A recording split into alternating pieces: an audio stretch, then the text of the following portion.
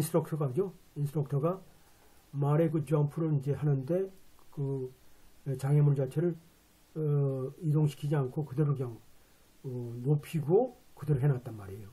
그러니까 뭘까요? 여기에 코치나 인스트럭터 자체가 그 사람에 대한 책임이 있다는 얘기죠. 그러니까 우리가 콜롬비아 케이스를 봐서는 명확하게 굉장히 중요한 우리가 인용할 케이스가 있는 거죠. 이 텐이라는 거다 케이스죠. 이 케이스 보게 되면 학생 그 기수라는 거죠. 기수가 한마디로 기수가 그죠. 신참 기수죠. 이 사람이 연습 중에 이제 말해서 떨어졌어요. 그래서 그런 기수 학교, 마주 학교죠. 이런 학교와 이제 코치를 상대로 해서 소를 제기한 그런 케이스죠. 이 케이스를 봐서는 법의 법리는 우리가 나이트 코트에서 잡지만 우리가 유사한 케이스로서 봐서는 그죠. 콜롬비아 케이스에서 우리가 어떠한 우리가 판결 내용은 우리가 정확하게 인용할 수 있는 내용들이 여기 나오잖아요. 정확하게 우리 케이스에 맞는 그죠. 이러한 상해를 입은 기수가 뭐라고 이제 우리가 소를 제기했냐면, 자 타는데 적절하지 않은 그런 말을 아마 준 것 같아요. 그리고 충분하게 어떤 설명 내용도 없었고, 그리고 그 트랙의 조건도 그죠? 이 상태도 좀 불안전하고, 그래서 이제 이 법원에서 그렇게 돼요. 원심 법원의 서머리 저지먼트를 이제 뒤집어 엎는 그런 판결을 내렸죠. 이게 이제 10 코스에 보게 되면 그런 거죠. 여러분들 이해하셨는지 모르지만, 자 봅시다.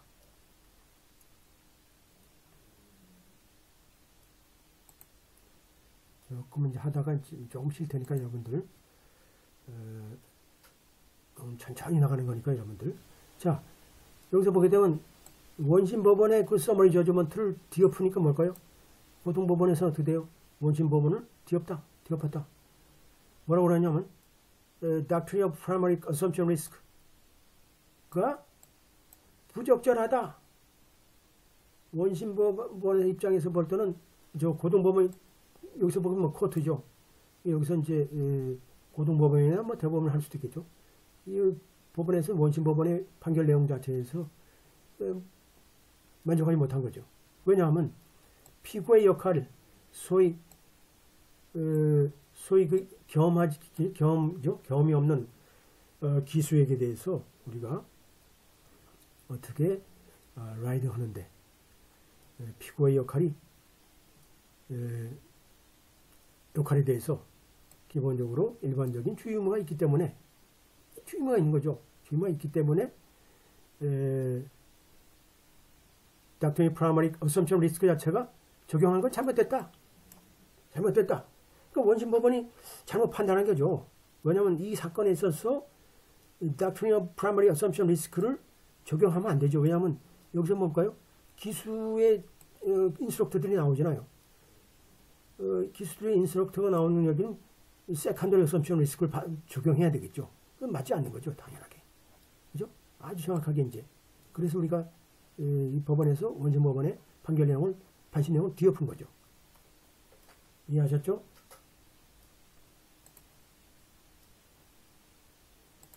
점점 흥미진진하죠?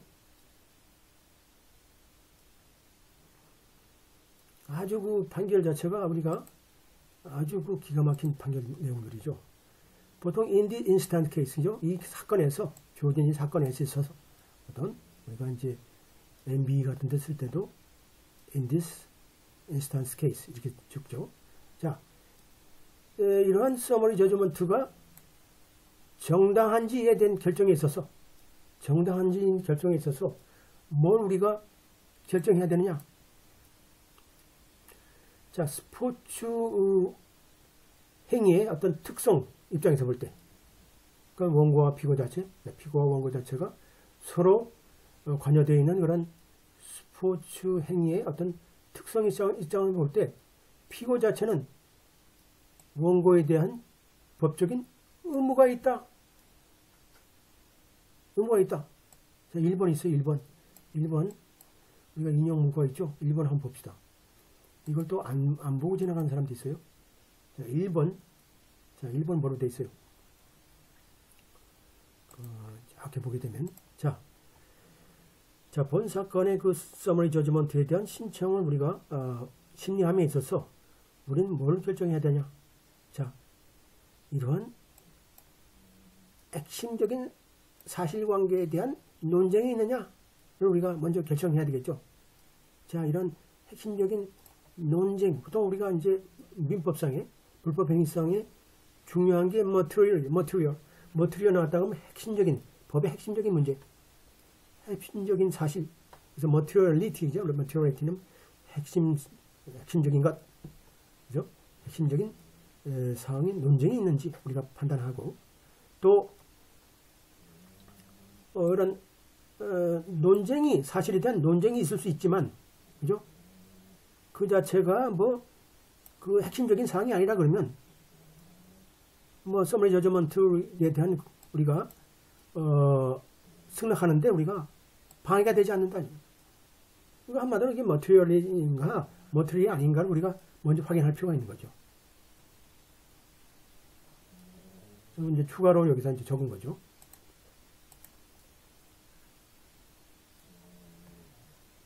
자, 그래서 우리가 이제 재밌어요.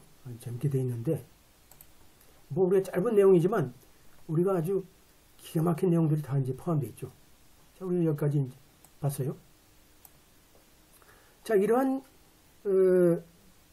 분석적인 틀을 적용함에 있어서 우리는 어떤 스포츠의 어떤 성격이라든지 또 양 당사자의 역할이나 관계 또 우리가 살펴볼 필요가 있다. 당연하게 살펴봐야 되겠죠. 그러니까 스포츠의 특성을 이제 봐야 되겠죠. 자, 명백하게 이러한 기수들이 점핑하는 그 스포츠죠. 기수들이 이제 그런 펜스를, 장애물을 뛰어넘는 그러한 스포츠 자체는 당연하게 말이나 기수가 떨어져서 다칠 수 있는 그런 내재적인 위험이 도사리고 있다는 얘기죠. 당연하게 있죠. 그리고 스포츠의 기본적인 성격 자체는 기본적으로 어떻게 돼요? 점점 당연하게 높은 점프를 하게 돼 있고, 또 짧은 순간에, 그죠? 어떤 경우에는 경쟁자가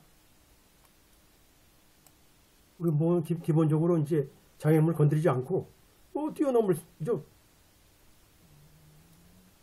없이 그 장애물을 뛰어넘을 수 없는 그런 경우까지도 우리가 있을 수도 있는 거죠. 따라서 이제 점프에서 이제 충돌한다든지 또 그로 인해서 이제 낙사하는 거, 떨어지는 것 자체가 한마디로 이 그죠?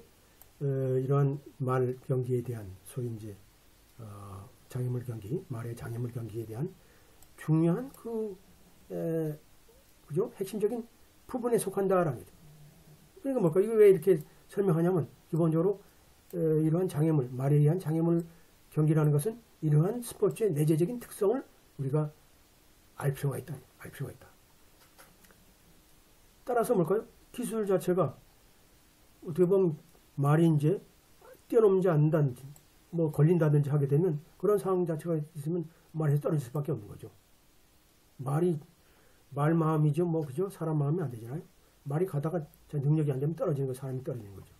그런 위험 자체는 결국 명백하게 우리 케이스에 갈아들이겠죠. 원고가 알면서도 이러한 연습 기간 동안에 발생됐던 그런 내용에 포함된다. 그래서 점프라는 것은 뭐 그래요. 그 점프를 높이 했고 그 다음에 그 사이는 더 위험스럽게 했고 아까 얘기한 대로 기본적으로 이러한 높이의 점프가 있고 이러한 높이의 점프가 있다 그러면 이런 높이는 뭐 이렇게 뛰어넘을 수 있지만 이 높을수록 뭘까요? 더 먼 데로 가죠. 먼 데로 우리가 펜스를 옮겨가지고 말이 좀 운신할 수 있는 폭을 갖다 줘야죠. 이것은 뭐예요? 누구의 책임이요? 이건 뭘까요? 인스트럭터의 책임이죠. 인스트럭터.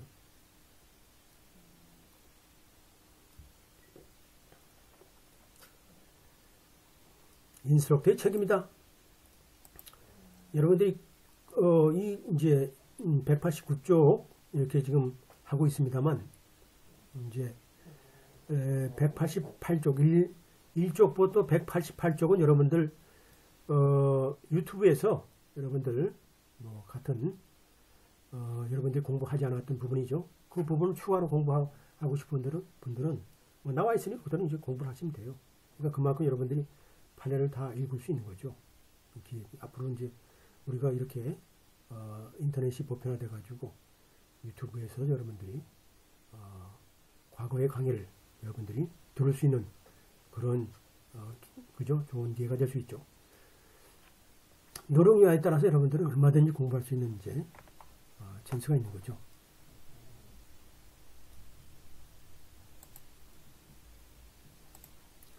자, 이제 여기서 우리 사건에서 보는 거죠. 여기요. 히어가 어디예요? 여러분 집이 어디예요? 이 사건에서 자, 우리 원고 자체가 떨어져서 상해를 입은 때는 뭐 다른 기수들하고 이제 경쟁 관계에 있지는 않았죠. 오히려 그죠? 오히려 이 원고의 그 트레이닝이죠. 원고의 그 훈련이라는 것은 피고의 손에 있었죠. 피고가 이제 이렇게 뭐 점프의 높이라든지 넓이라든지 그죠? 거리를 이제 지 마음대로 한 거니까 그건 뭐 어차피 피고의 지시에 따르는 거죠. 이 사람은 뭘까요? 원고를 또 당연하게 훈련시키고 코치하는 그런 하려고 이제 고용된 사람이죠. 따라서 이러한 책임이라는 것은 당연하게 자 누구한테 있어요? 직접적으로 자 피고한테 있다. 자 일반적으로 다른 기수들 공동의 참가자로서는 기본적으로 뭐 경기 중에 이러한 일이 있었다 그러면 원고에 대해서 특별한 주의 의무가 없다. 한마디로 뭘까요? 자 떨어지지 말도록 하기 위해서 뭐 경기 중에 그죠? 원고로 하여금 그렇게 할 필요는 없죠. 떨어지면 더 좋은 거 아닙니까? 남의 고통이 나의 즐거움이 되잖아요. 경기에서는. 말해서 가다가 이제 장애물 경기에서 떨어지면 나는 안 떨어지면 내가 좋은 거죠. 떨어진 사람은 많이 떨어질수록 좋은 거잖아요. 피겨 스케이팅도 비슷하죠. 우리가 뭐 나오지만 뭐 이 경기에서도 트리플인가 뭐 해가지고 돌 때 넘어지면 뭐 안 넘어지는 경기 선수가 좋은 거죠. 그러면 안 되겠지만 하여튼 간에 자 뭐라고 우리가 유추할 수 있냐면 자 이러한 원고죠. 원고보다 뛰어난 그죠? 이러한 이 장애물 경기에 관한 그 지식과 경험 있는 원고 자체가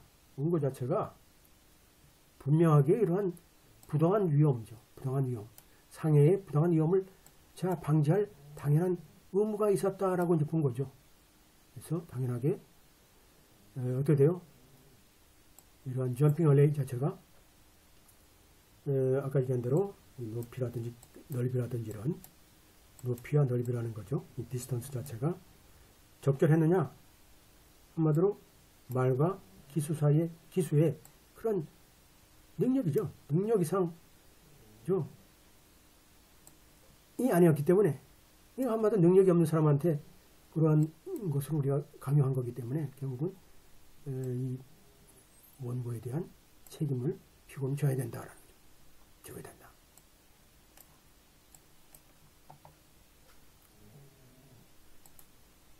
자, 이해하셨죠? 예, 저 조금만 좀, 요것만 하고 이제 한 10분 또 쉬는 걸로 하겠습니다.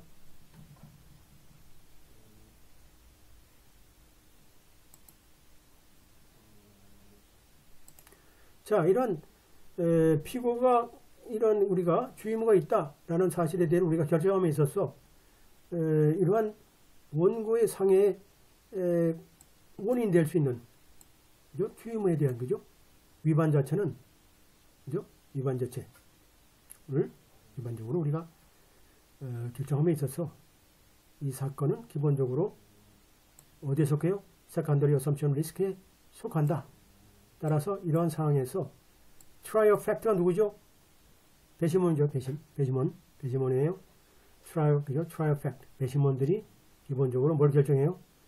그저 상해의 원인을 결정해야 되고 또 상해로부터 발생되는 그런 손해에 대한 그죠? 어포션은 뭐죠? 어포션먼트니까 뭐예요? 상대적 손해의 그 비율이죠. 손해 비율. 그러니까 뭐 절대적인 건 아니지만 하여튼 기본적으로 원고와 피고 사이의 과실의 비율을 어떻게 우리가 배심원들이 판단할 것이냐. 자, 이게 뭐 예를 들어서 70%다. 그래도 원고가 없는 거는 안 하면 되잖아요. 너도 했으니까 30%다. 이렇게 내릴 수 있는 거죠. 과실에 대한 우리가 과실 상계가 될 수 있는 거죠. 그래서 우리가 기본적으로 상대적인 어떤 당사자 사이의 어떤 책임을 우리가 고려할 필요가 있기 때문에 당연하게 우리가 원심법원에 했던 이러한 서머리 저지먼트에 대한 신청은 당연하게 거부됐어야 된다라는 거죠. 그래서 원심법원의 판단 자체가 잘못됐다라고 이제 인정되는 거죠. 자, 이제 다 이해하셨죠? 이거 가지고 여러분들 모르면 여러 번 읽으셔야 돼요. 정확하게 제가 여러분들 설명했으니까 여러분들 이해하시고 한 케이스가 됐으니까